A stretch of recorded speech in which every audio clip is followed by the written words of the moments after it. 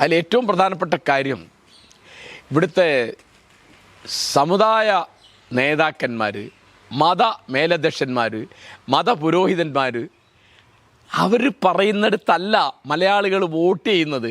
മലയാളിയുടെ വോട്ട് സാമുദായികമല്ല, അത് രാഷ്ട്രീയമാണ് എന്ന് വന്നു. ഒരു ഉദാഹരണം പറഞ്ഞാൽ, വെള്ളാപ്പള്ളി നടേശൻ ആരെയൊക്കെ തോൽപ്പിക്കണമെന്ന് പറഞ്ഞോ അവരെയൊക്കെ ജനങ്ങൾ ജയിപ്പിച്ചു, ആരെയൊക്കെ ജയിപ്പിക്കണമെന്ന് പറഞ്ഞോ അവരൊക്കെ ജനങ്ങൾ തോൽപ്പിച്ചു. ഒരു ഉദാഹരണം, ഇത് എല്ലാ ക്രൈസ്തവ സഭാധ്യക്ഷന്മാർക്കും ഇസ്ലാമിലെ വലിയ പുരോഹിതന്മാർക്കും NSSൻ്റെ നേതാക്കന്മാർക്കും ഒക്കെ ബാധകമാണ്. ഞാൻ വെള്ളാപ്പള്ളി എന്നൊരു ഉദാഹരണം പറയുന്നേ ഉള്ളൂ. കാരണം ഈ ഇലക്ഷൻ കഴിയുന്നത്ര സാമുദായികമാക്കണം എന്ന് വിചാരിച്ച ഒരു കൂട്ടർ CPM ആണ്. അതിൻ്റെ പ്രത്യക്ഷമായ പല ഉദാഹരണങ്ങളിൽ പ്രധാനപ്പെട്ട ഒന്നായിരുന്നു ആഗോള അയ്യപ്പ സംഗമം.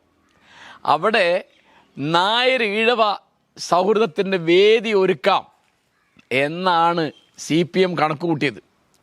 ഇവിടുത്തെ ക്രിസ്ത്യാനികളെയും മുസ്ലിങ്ങളെയും കഠിനമായി ശകാരിച്ചുകൊണ്ട് BJPക്ക് നിലമൊരുക്കാനാണ് വെള്ളാപ്പള്ളി വന്നത്.